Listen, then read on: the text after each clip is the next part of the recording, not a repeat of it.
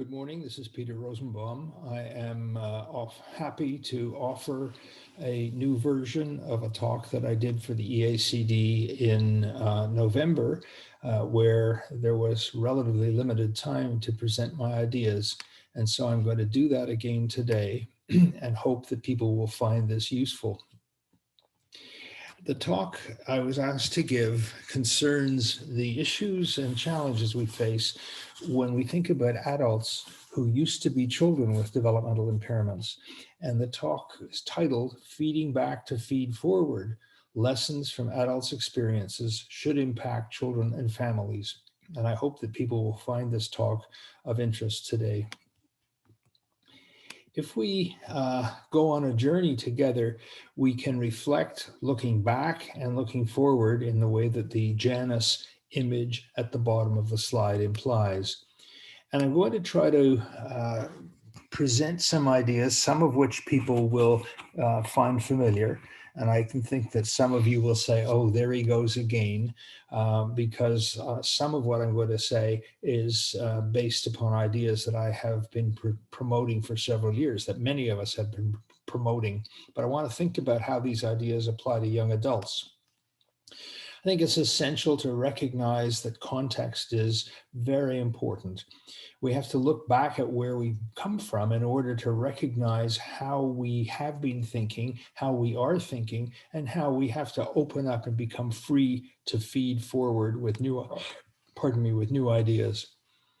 The question I want to ask is, how can we use lessons from adults' experiences, some of which I will describe this morning, to impact current children and families and current thinking and action with them?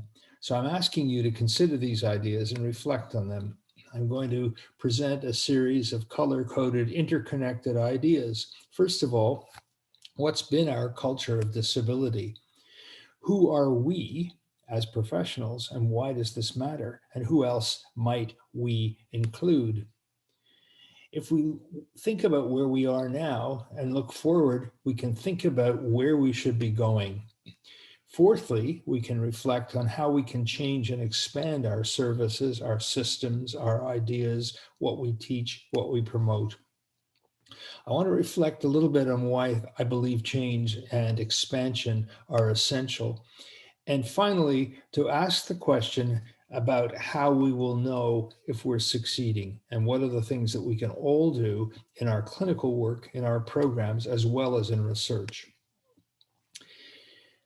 Let's remember that our journey with families starts when their children are young. We are asked to see and help with children who are presenting to us with some kind of impairment, some kind of challenge in their behavior, their development. And childhood developmental disability is therefore mainly health related. We are mostly trained and experienced to work with children and youth, sometimes with their families as well. The conditions we're asked to help with all present early in children's lives, whether it's cerebral palsy or communication difficulties or autism or intellectual impairments. And most of our child-oriented services in hospitals, in clinics, in the educational system stop when children are 18 or perhaps 21. That varies from place to place. But what happens is that these children and youth disappear from our services and disappear from our awareness. And parents and young adults talk about falling off the cliff. This is a metaphor that people have used in many countries. You were flying without a parachute, and all we could hope for was that you would help you land softly. And this is the parent of a colleague who said this to us. My friend Jan Willem Horter shared this particular graphic with me. In the medical community, they call it a transition. As parents, we call it falling off the cliff. And if you remember nothing else about this talk, remember this very dramatic picture because it encapsulates where we have been. The implications of these realities are that childhood disability is about children and youth. And as I said, and as you know, we lose connection with these young people because they outgrow our services. And even when we and they want and need to stay connected, administrative barriers make that very challenging. We cannot see children in our clinics after the age of 18. But all of you will have had the experience of young people and their parents continuing to turn to us when their young people are 40, calling us because they have nowhere else to turn. And this is poignant and frustrating and reflects limitations in our services. And most of us lack experience of adult needs and adult services.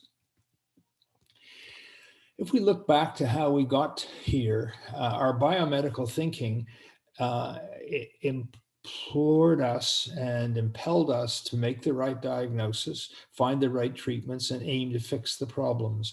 And all of this is fine as far as it goes.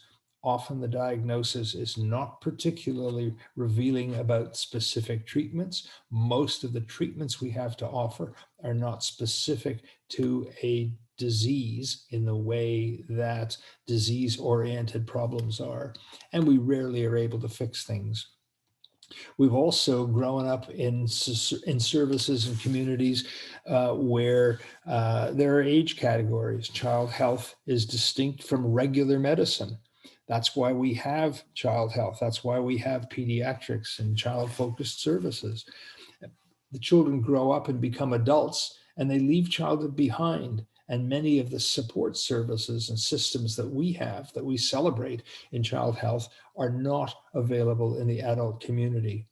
And so, again, in purple at the bottom, services are specialized by age with little, if any, cross-connection across the age spectrum. We've also grown up with the idea that disabilities are problems. They're medical problems. They need a diagnosis. They need treatment. The issues are within the person and need to be fixed. And of course, the message to children is that they are broken, they're not quite right, and they need to be fixed.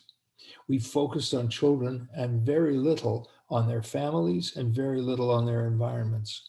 Although all of us are aware of these realities, our services have not ordinarily been set up to address these issues. When we see kids in clinic, we try to identify best capacity, and I think that's important because it gives us an idea of what might be possible. But then when we hear about lower performance, we have made assumptions about a child's lack of motivation, a family's poor engagement with therapy, and so on, without recognizing the role that environments, human and physical and so on, might contribute to limiting somebody's capacity. And we haven't ordinarily looked past childhood. We've had a biomedical understanding of and approaches to the disorders we saw.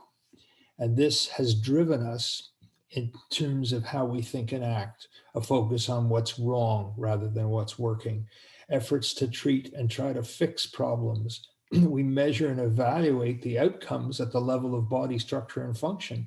We're trying to assess whether the things we're doing are working, and that's fine, but that's only part of the story.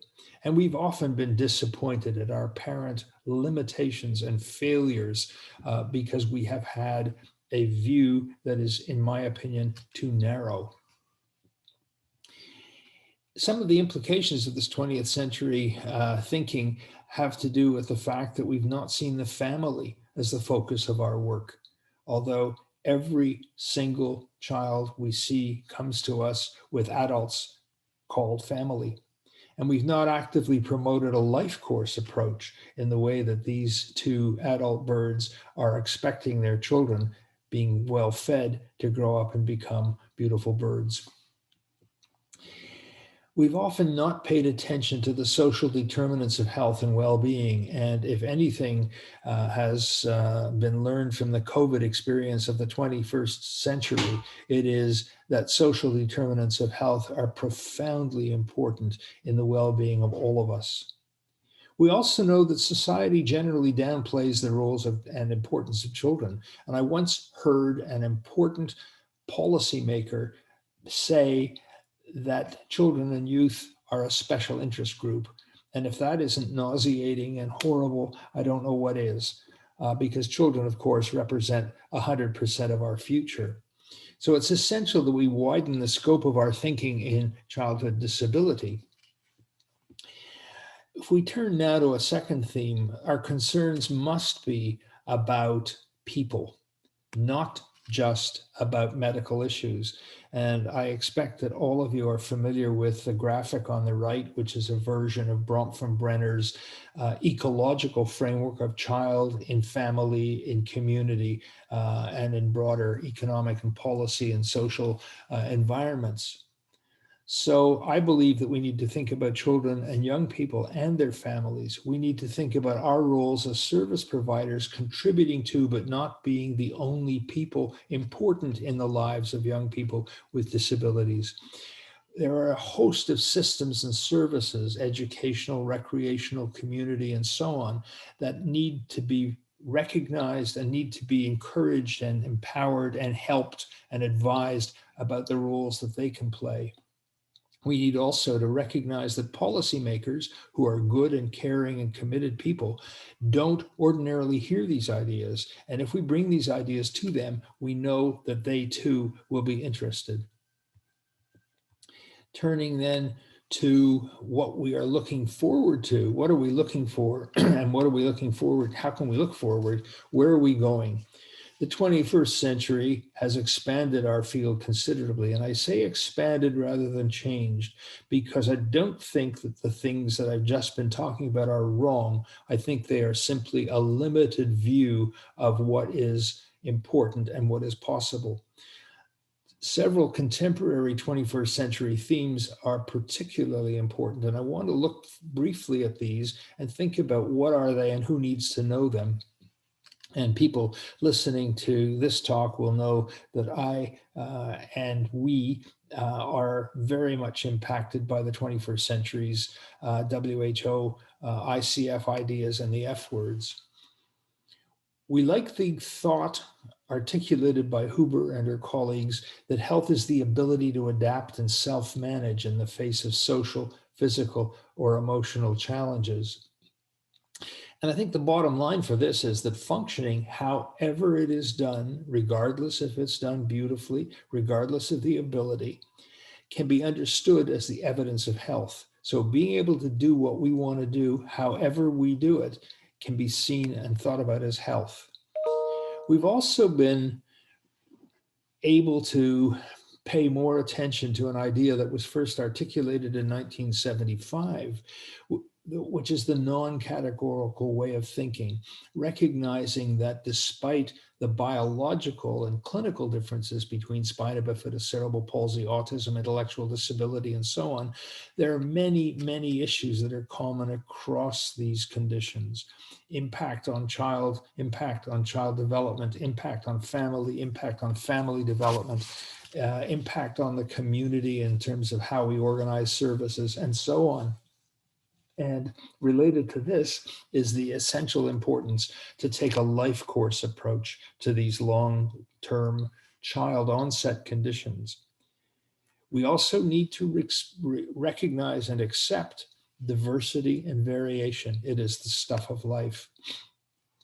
Now, the World Health Organization's framework, which I hope everybody listening to this talk will know, reminds us that any health condition, and I put CP and autism because we work in childhood disability, that any of these conditions will have manifestations, recognized or not, on body structure and functioning, may interfere with activity, the day-to-day activities, the ADLs that are part of how life works and that many of us who are able-bodied take for granted. These conditions may interfere with participation or engagement in life in ways that are meaningful to us. Now, the ICF framework, with this interconnected set of ideas, now expects us formally to pay attention to contextual factors, personal factors, what's important to me as the individual with that impairment, not just a person with impairment, but this particular person with this particular kind of impairment. And also to pay attention to the very large number of environmental factors, human, physical, financial, attitudinal, political, and so on, that all influence us in our day-to-day lives, these social determinants of health. The impacts of these changes, I think, are, among other things, that we should focus on the can versus the cannot.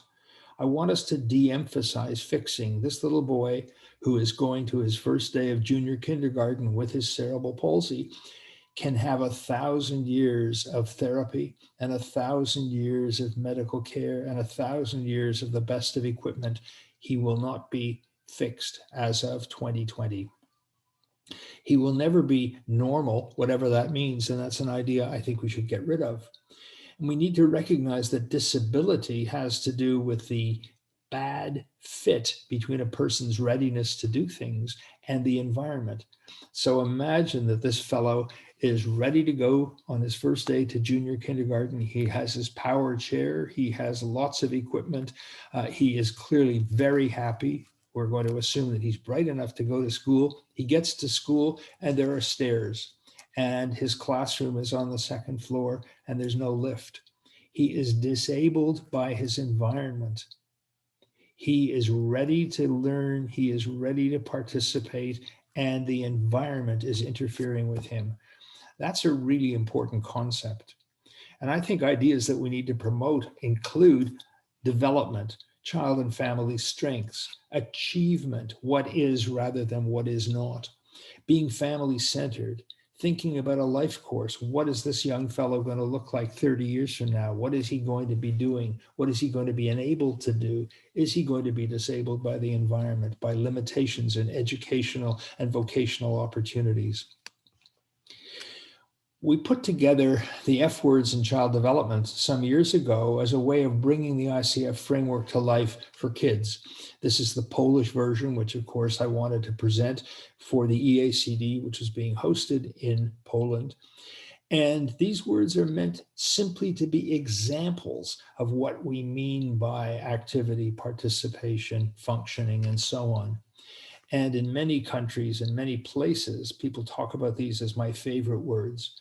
And you'll see that in Polish, functioning in number one translates with an F word, but the rest do not. And that doesn't matter because it's not the F words that matter, it's the concepts. And what we have tried to do at CanChild is to contextualize the F words and the ICF. The ICF framework in the smaller boxes is what I showed you before. The larger boxes show fitness, function, friends, fun, family as examples of the concepts that we want to get across. And we've added the concept of future because future is not an element of the ICF framework, but is clearly essential in childhood. Children are a work in progress. They are in a process of becoming, and we wanted people to remember that.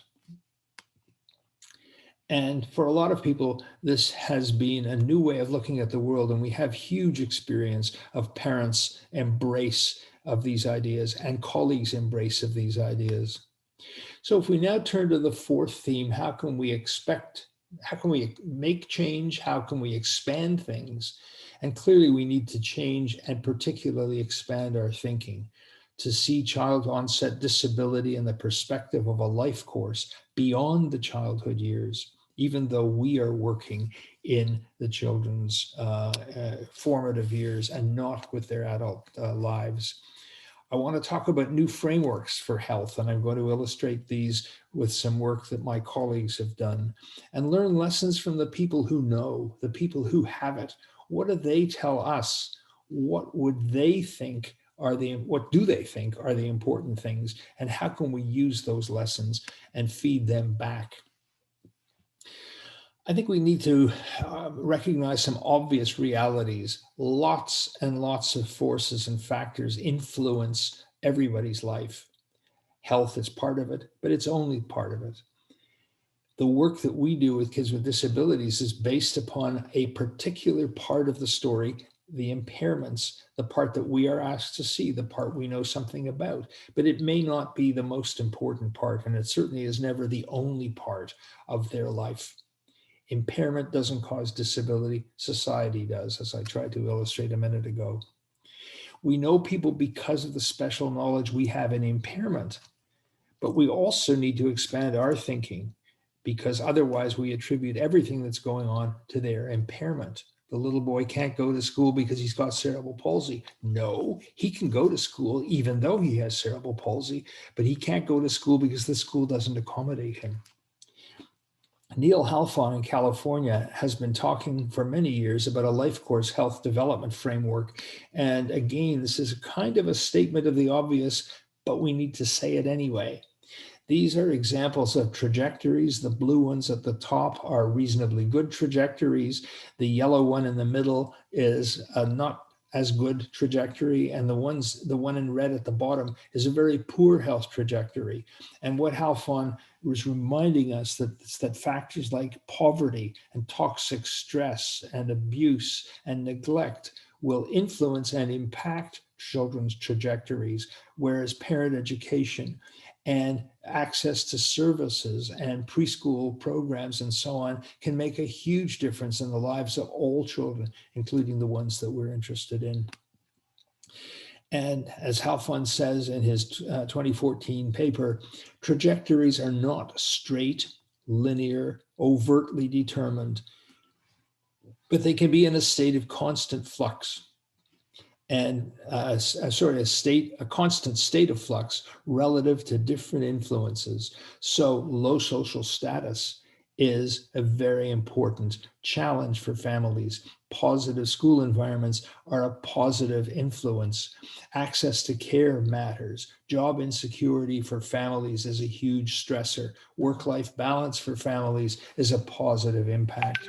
And being aware of this range of issues is clearly important. We don't have to address them all, but our teams need to. I want to give you 3 examples of work that I'm aware of that's been done by colleagues at CanChild. And the first is some beautiful work that Bob Palisano has led, building on Halfon's ideas. And this is a study that was designed to describe how young adults with CP experience life course health development, and to extract and create key messages for pediatric health service providers with respect to how to promote children's capacities for future adult roles and healthy living. And the references here on each of the next few slides. The method was a qualitative design using interpretive description. A purposive sample of 23 young adults with cerebral palsy, aged 25 to 33 years, was engaged. They varied in their functional abilities, their educational background, their living arrangements, their work situations. They participated in individual 60-minute interviews. Themes were identified and extracted, and using the extracted information, there was a one-day advisory group meeting to inform what these messages were and what they meant. The 4 themes that emerged from the young people were the importance of a personal life course, that each of them has an individual story to tell, even though they all have cerebral palsy. There are many contexts for healthy living, that health development occurs in large part, quite frankly, through everyday experiences, and that healthy living is an adaptive process. The key messages for service providers that came out of this one-day meeting, which, by the way, included a number of young people with disabilities, we need to address healthy living across the life course from the beginning. We need to help parents understand these ideas, in addition to whatever therapies and interventions are appropriate today. We need to focus on contexts of healthy living. We need to focus on everyday experiences and what we all learn from those experiences, things that those of us who've grown up typically take for granted. We don't even think about them, but we need to think about them and promote them and make them possible in children who have limitations in their ordinary experience. And we need to pay attention to the timing of the opportunities and experiences so that these are not presented too early, but that we also don't miss the opportunity when it's time. The conclusion from this work is that we are starting to recognize how we can take steps toward adoption of an approach to life course health development for individuals, in this case with cerebral palsy, that emphasizes physical, mental, emotional well-being, and goals for desired social participation. What's important to you? How can we help you achieve those things? And as it says in purple at the bottom, this needs to start from early childhood, a focus on development toward a fulfilling future as an adult.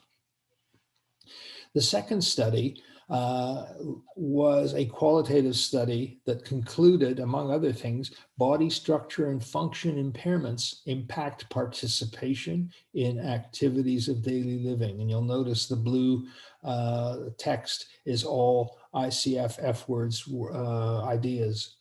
These impacts threaten participants' ability to form positive identities and live meaningful lives.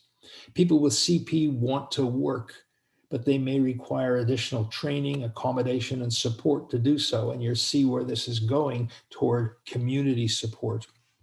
Environmental conditions, educational, vocational, and so on, including relationships, supportive people, accessibility, all shape participants' health, well-being, and social and civic engagement.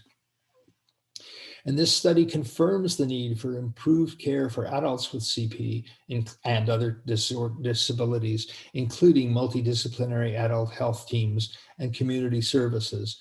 And this paper was written by Julia Haynes, now a fourth-year medical student. She's a young woman with a Hemi syndrome who is able to suture with one hand, is able to intubate with one hand, and shows us, among many skills that she has, that there are many ways to do things, and we don't all have to do things in the usual way. The third example is a unique personal experience and perspective articulated by Susan Gunther, who is a friend of mine. She was a former PhD student with me. And Susan has a background as an OT. She has spina bifida. She's worked as an OT clinically. She's worked as a researcher. She then did a master's degree in research and a PhD in rehabilitation science using a critical disability studies lens. And her thesis, which I think should be read by all health professionals, is called I Walk, Therefore I Am: Multiple Reflections on Disability and Rehabilitation. Susan is now in her early 40s. From the age of about 12, she began a journal, not a diary, but a journal, recording and reflecting on her experiences as she went along. So she had a prospective, real-time, 25-year account of her thoughts, which she put together into her doctoral thesis. And these are the titles of the chapters. I walk, therefore I am, between two worlds, able and disabled. For a while, she was perceived to be, and these are other people's perceptions, independent. She perceived herself to be oppressed. She was deemed to be compliant. She was deemed to be abled. She was deemed to be less abled. And finally, she comes to an accommodation that she is who she is, and she doesn't have to be reflecting other people's perspectives or expectations of her. And there is reference to a book chapter that she wrote when she was still a PhD student. The book that she's writing is still in press, or in progress rather. And I really commend you to look at this work. I asked at the beginning, and this is my fifth theme, why is change essential? And it is, I hope, obvious that we only know part of the story of children and youth. We know part of the story of their lives because we're only seeing the child and youth part. We know part of the story because we're focusing on the impairments and what we can do. Clearly, they have much to teach us, much to tell us. And we have a lot to understand from them so that we can do a better job. We can feed back to the children and families we work with now the lessons we've learned from them, and we can hopefully feed forward how to enhance the life course of these young people. We may argue about how to do it, but I hope that nobody's going to argue that we should ignore these lessons. How do we do this? We need buy-in from the whole system. People who we work with need to become aware of these ideas so that we can share them what it is we're talking about, why, and how to do it.